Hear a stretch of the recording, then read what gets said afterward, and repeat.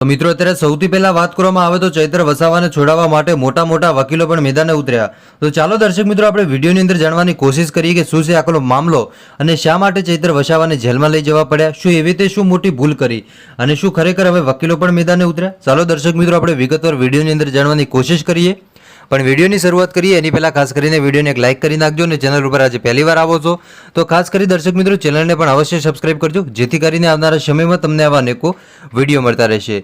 હવે તમને બધાને ખબર છે કે ડેડિયાપાડાના ધારાસભ્ય ચૈતરભાઈ વસાવા છે.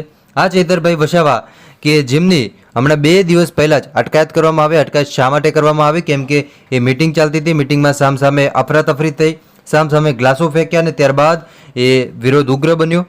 ત્યાર પછી વાત કરવામાં આવે તો ચૈતરભાઈ વસાવાને પોલીસ સ્ટેશન લઈ જવામાં આવ્યા અને જ્યારે પોલીસ સ્ટેશન લઈ જવામાં આવ્યા હતા ત્યારે ત્યાંના સ્થાનિક લોકો ડેડિયાપાડાના કે જેમને પોલીસ અને ચૈત્ર વસાવાને છોડાવવા માટે એમને અફરાતફરી ફેલાવી નાખી અને એને ખાસ ધ્યાનમાં રાખીને ગઈકાલે એસડીએમ અને ડીવાયએસપીએ ગઈકાલે જે ડેડિયાપાડા છે ડેડિયાપાડાની અંદર 144 લાગુ પાડ્યું હતું, એટલે કે 4 કરતાં વધારે વ્યક્તિ એક જગ્યાએ ભેગા થવું નહીં.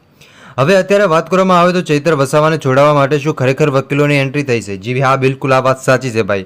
કેમ કે તમને ખબર છે કે ચૈત્ર વસાવાને છોડાવવા માટે ગઈકાલે પણ તમે જોયા હશે કે એક વકીલ સાહેબ કે જે જમીન ઉપર સૂઈ ગયા હતા ભાઈ અને કીધું કે અમારો તો હક છે ભાઈ કે અંદર ન્યાય સંકુલમાં જવાનો, પરંતુ અમને જવા દેવામાં આવતા નથી અને ક્યાંક ને ક્યાંક અમને દબાવી નાખવામાં આવે છે, એવું મિત્રો ત્યાંના વકીલો કહેતા હતા. એટલું જ નહીં પરંતુ ગોપાલભાઈ ઇટલિયા પણ ગયા હતા.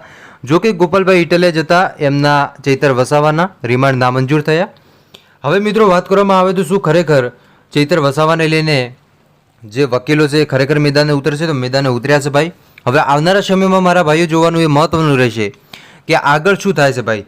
જો કાંઈ પણ થશે તો ચોક્કસપણે વિડીયોના માધ્યમથી તમને પહેલાં સમાચાર આપતો રહીશ. તો બસ દર્શક મિત્રો આજ માટે આપણે આટલું જ રાખીએ છીએ. મળીશું આપણે નવા વિડીયોમાં. ત્યાં સુધી બધાને જય માતાજી, જય દ્વારકાધીશ. આગળ પણ આવનાર સપોર્ટ કરતા રહેજો. ધન્યવાદ.